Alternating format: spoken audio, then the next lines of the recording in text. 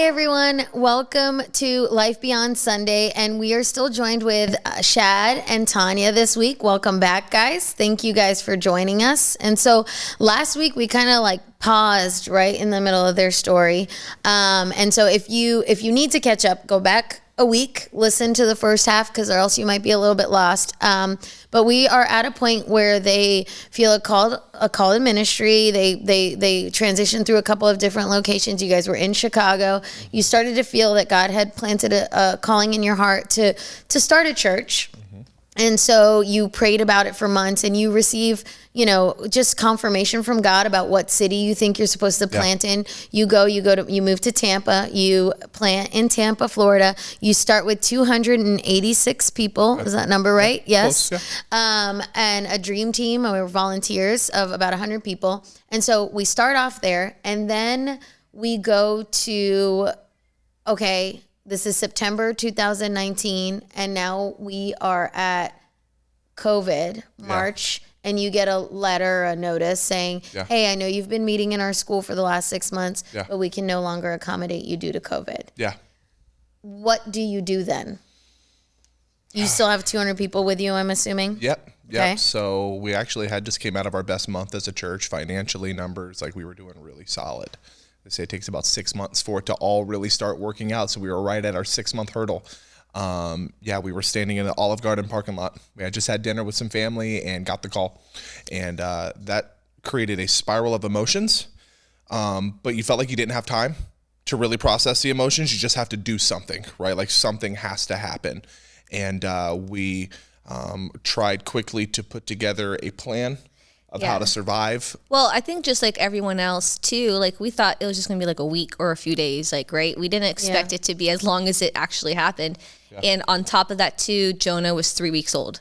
So we literally just had Jonah, and he was in and out of the hospital due to some like health issues in the beginning too. So we were juggling that on top of the principal letting us know. But we were like, okay, it's just gonna be like, we're just gonna postpone it for a week. Yeah. So you pick up the phone and you call people that you know. What are you guys thinking? What's gonna happen? Give it 2 weeks. Everything will be back to normal. And so you start to process that out and quickly put together a plan. So you're flat, but you just got to go. Nobody else is making the decision for you. Yeah. You're the lead planting pastor. Yeah. Nobody else is going to figure this out for you. And so we quickly just put together a plan as best we could to figure out how to keep going. And what was the plan? Like what? Yeah. Pray. I was just meeting people at coffee shops. So the church planting process is so much about launching large on your launch day and having these in-person experiences.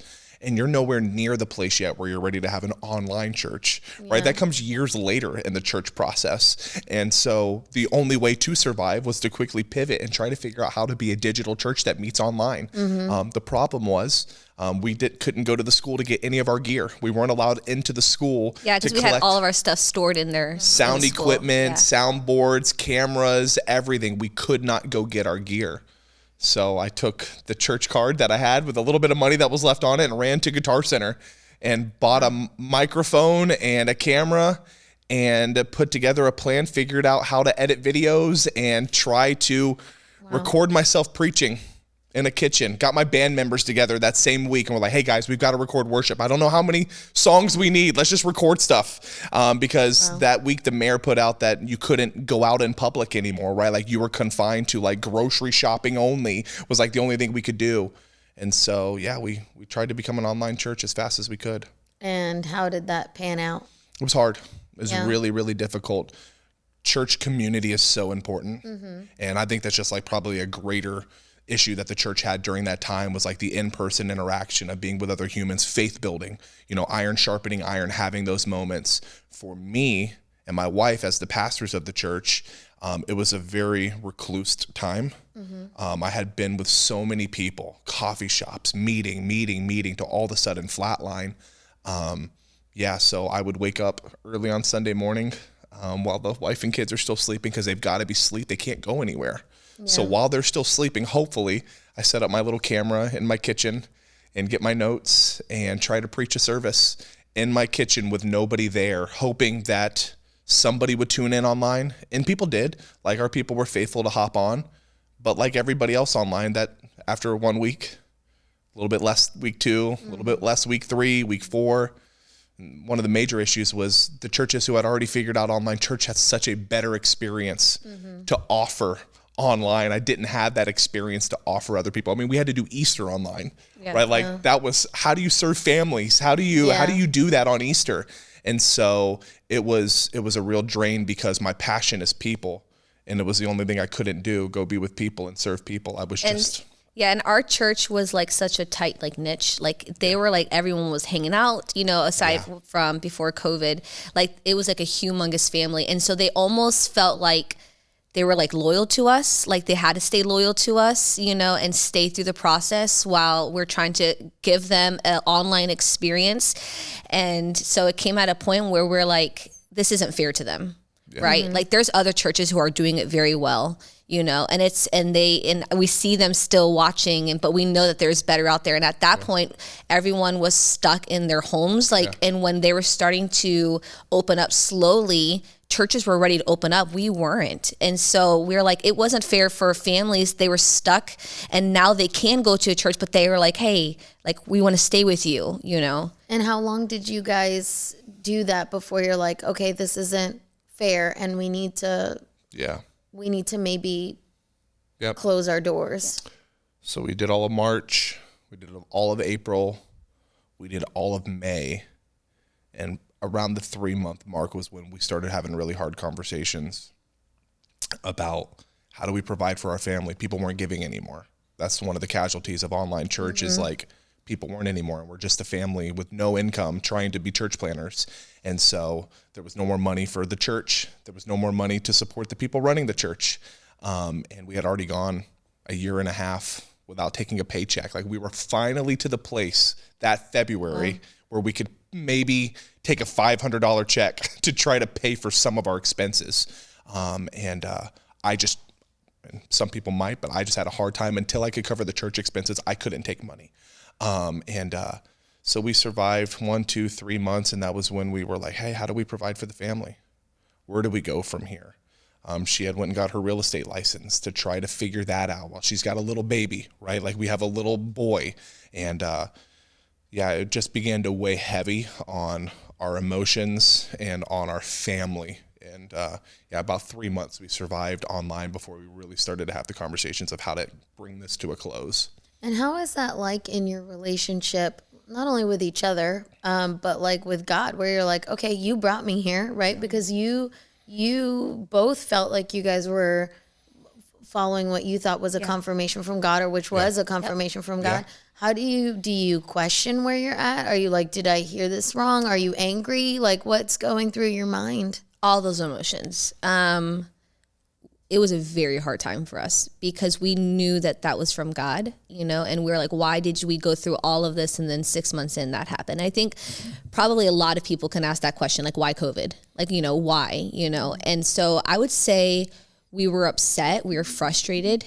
Would you like to speak on that as well? Yeah, I think, Confused. I didn't get it then. Like I probably couldn't have answered your question at that time. It took me probably another year to be able to answer that question of like how to come to terms with God calling us to be here and why did this happen? What was this all for? This felt pointless. Like in the moment, I felt like a complete failure, right? Like I felt like I just didn't have it, right? And like sometimes even church leadership can get guilty of like the bravado talk of you either got it or you don't got it, right? Like some people can do it, some people can't. And do you have what it takes? And I just came to the place in that moment where I just felt like I didn't have what it takes. I don't have the plan that everybody else has. And for whatever reason, my emotions are not as strong as everybody else's right now where they're able to endure this. And it began to weigh heavy on my family. And my character began to shift. I got easily frustrated. I was becoming anxious and it was starting to weigh on my house. And I couldn't have answered the question then. Now I can answer the question of what was it for? It was for those dream team members. It was for the people who said yes in the 6-month buildup because they were done with church. They were hurt, and we dug deep relationships with those people and served them as best we could. And many of them, I see them online still. They're in church, they're serving, they're on teams, they're doing these things. So I feel like our assignment from God was for those people who joined us 6 months before. For healing.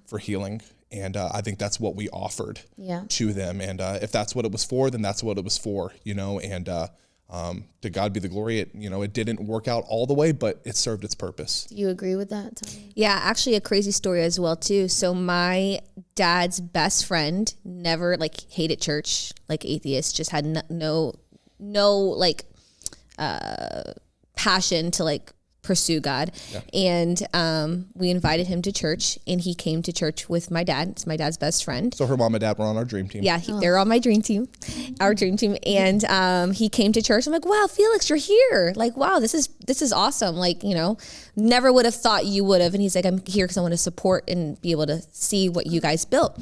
And because he loved her. Because he loved me, he came to the church. And He preached. He got saved. He raised his hand to accept Christ. And a month later he died. Oh, wow. Yeah. And I said, if it was all for that reason, for him to now have an eternal life, it was worth it. Yeah. I think we can minimize like the importance of one person, and we want quantity, right? Yeah. Like we want in church and in leadership and in life, we just want quantity. Like more is success. And, you know, one person having eternity with Christ, like that's worth 2 years, 2 of the hardest years of my life, right? Like it's worth that. It wasn't the only victory, but even if it was just that one, but there's many stories like that, and families changed, generations changed. And so now I can see it. In the time, I just felt like a failure, and I felt abandoned by God. I felt like, hey man, you brought me here. Can you get me out of this? And I think I had to face some inadequacies in my own leadership and in my own life and in my own character of how I needed to grow. And I probably would not have been able to confront them if that didn't happen the way it happened. Right. And what would you say, like now you're saying, I can see it now, right? Yeah. You're in a better place, and we're going to get to what brought you here. But what did you do in that? I mean, how long before, when did you come to Coastal for the first time? So there's a gap between your church closing and you coming to Coastal was probably a year and a half. I mean, there was some time in between. And what did you do in that? So were you in, did you think of leaving? We did. Okay. Did you think of leaving ministry? We left ministry. Okay. You left ministry for a year and a half. Mm-hmm. What was that like? I would say for about a year we left ministry. Okay. Yeah. We were running the real estate thing. We were in COVID. We're stuck in our house. Yeah. It's so hard to reinvent yourself. How are you going to reinvent yourself right now? Like, this is all I know. It's all I know how to do. But at that point, it was just like, I'm done taking risks like that. Like, and so I went to fire school. I was going to be a firefighter. So I was going to fire school, shaved my beard for the first time since I was 16 years old. You think you would have made it on the calendar? You know what? I lost 40 pounds. So Mr. November. Listen, man, Mr. November. In that first 4 or 5 months from COVID starting to losing the church, I gained about 60 pounds. Okay. So that was my coping mechanism. So I gained weight. I got to the heaviest I've ever been. That. Okay. I was 335 pounds. So the biggest I'd ever been. And so that was weighing on me. My emotions were shot. And so I was like, I got to do something. I love people.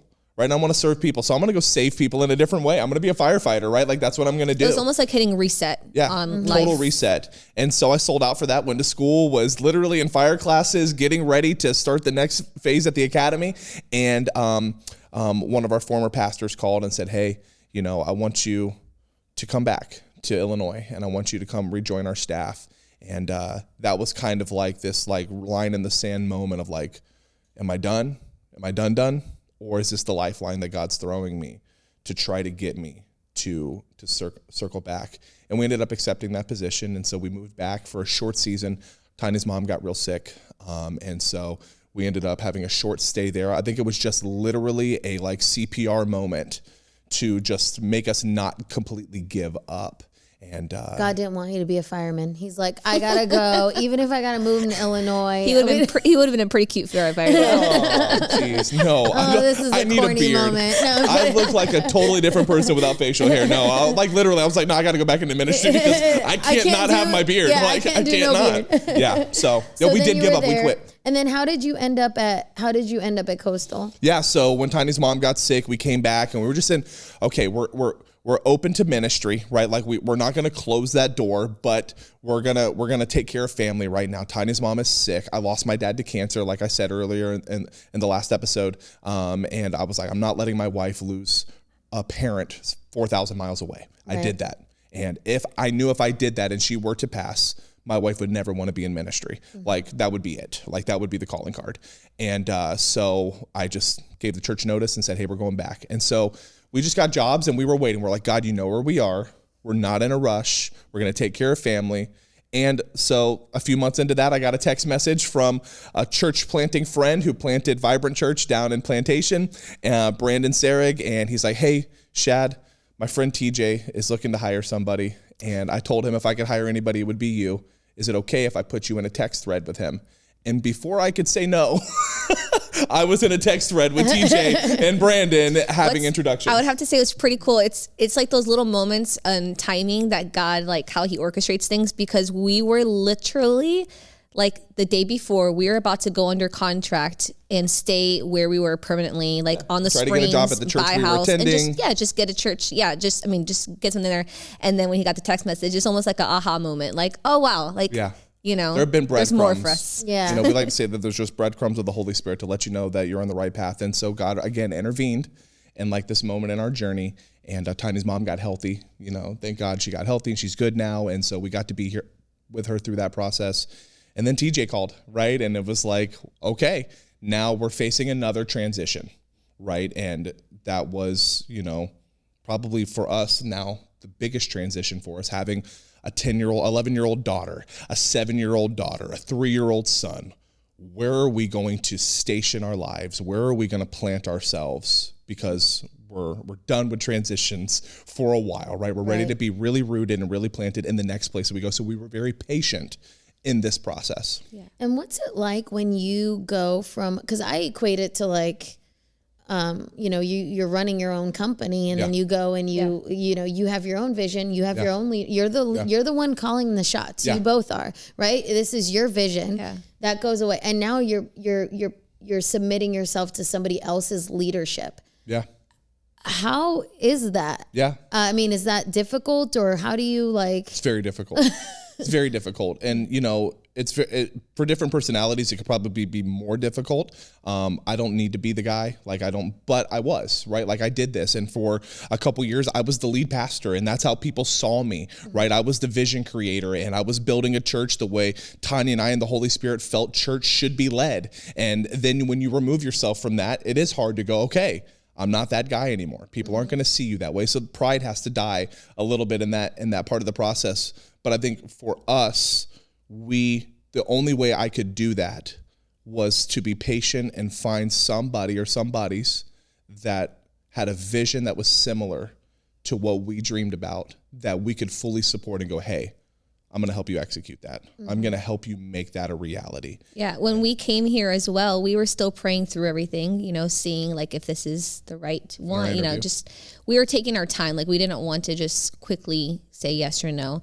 And it was another aha moment, I call those, when we came here for the interview. It was like as if Imagine Church had continued when it came to the culture. Literally, it was everything that we dreamt and prayed about what Imagine Church would have been, including the colors, the font. The font's the same font. Like we everything. Used. It was wild. It was just this internal peace that came within us. It felt like a fully matured, grown-up version of what we were trying to do. Okay. Yeah. So it was easy for you to back the vision because it was something that not easy, that's not the right word, but when you saw that the vision was something that aligned with what God had put in your heart, you're like, okay, I can do this. Yeah, because I think that God gives you a vision, and your vision isn't even just for you. It's just a vision that he has for humanity. Like it's a vision that he has for people, right? Like God's called you to do this and do it that way because he knows there's a need for that to be done on the earth in this season. And so it's not just that it was Shad's vision. It was just a vision that God was giving to his sons and daughters who were building the kingdom, right? And so to find somebody that had a similar vision with vision, right? Like that could outpace my vision, that could think even bigger than my vision, you know, and then taking the experience that we had in planting and leading and doing that and going, hey, I've been the guy and I know the weight of what it is to be a church planner and do that. And now what I want is to find somebody like me that's doing it better than how I could have ever done it and go, how can I leverage what I have to support you? So if we hadn't met TJ and Shayla, I don't know that it would have been easy, right? But it was easy once we met them. And when we came and interviewed, I told TJ, I'm here to interview your heart. I'm interviewing you. I want to know you because I need to know that you're somebody that I can fully put myself behind. So that was the key element there, was who can we fully put Shad and Tanya behind? Yeah. Yep. And what would you say now as we kind of start to wrap up, what would you say is the key to dealing with transition? I think you both do ministry together, and you have a very interesting perspective because you guys have been through it a lot. And Tanya, you've been through it in ministry, but also like as a spouse, right? Like what are the key elements that you guys would say, like, hey, if this is something, this is what helps in a successful transition, or this is what we did right and this is what we did wrong. Yeah. What would you say? Oh goodness, you want to start? Yeah, I'll start and then you can segue. I think that, in the beginning when you're making transitions and you're still establishing your leadership style and what's the right things to look for, what's the right way to handle things. I think that you can listen to lots of voices. Yeah. And I think that one of the things to be very careful of is to listen to the right voices, right? And it's voices of people who want to see you become the best version of you and want to see you grow, and don't have a bias about what you should do. Because when we're in transitions, we seek advice, right? Like there's wisdom and good counsel. Like you need to consult with some people. You need to have some people in your corner. Choosing the right people who are unbiased, who are just going to speak directly what they feel God is leading you to, I think is important. And so in the beginning, we listened to a lot of wrong voices probably in some of our transition times. Like, were they really hearing from God, or did they just really want us to stay, right? Or did they just really want us to go? Like, what was that? And then I think as it's grown as well, and since we've made all these transitions together, as a married couple, I think that in the beginning, it was a lot of Shad's vision and what Shad was feeling next. And I think as we've grown, it's just unity. It's coming to decisions together. When we came here, I felt very strongly that this is where we were supposed to be, but my wife didn't. And I needed her to feel that way. And so I don't ever want her to now just take transition and go into the next place because she feels it's what I want or what's best for Shad's life and Shad's job and Shad's ministry. We need to make decisions together. So there needs to be peace and the unity between the people that are involved in the transition. I think too, like the biggest thing is like, God, like if this is your plan, give me the passion, like give me the heartbeat, give me the joy that comes through it. And I always tell Shad, I always like pinch myself, like, because it feels like almost like too good to be true where we're at. This is exactly what we've prayed and hoped for. But transition is not easy. Like it's definitely not easy. And like he said, there's so many voices that like to kind of give you their thoughts and point of views. And we've always have gone through wherever our peace is, because only God can give you your peace, right? No one can take that away either. And so I feel like that's where we've always like decided and praying for God, if this is it, we don't know all the answers, but that you would give us, because you would never throw us somewhere without giving us the passion for it. So to give that to us as well. That's really good. Yeah. Thank you guys so much for joining us. Thank you for your vulnerability, and thank you so much for sharing your story. And Shad, I love that you are one of our pastors here. I think that you bleed our culture. Yeah. And it's just an honor to serve under you. And Tanya, I think you are such an example of like just a woman who supports her husband in ministry and does ministry alongside him. So I admire you both on a personal level, and it's just an honor to have you both here. So thank you guys so much. And thank you guys for being with us this week. And we will see you guys next week.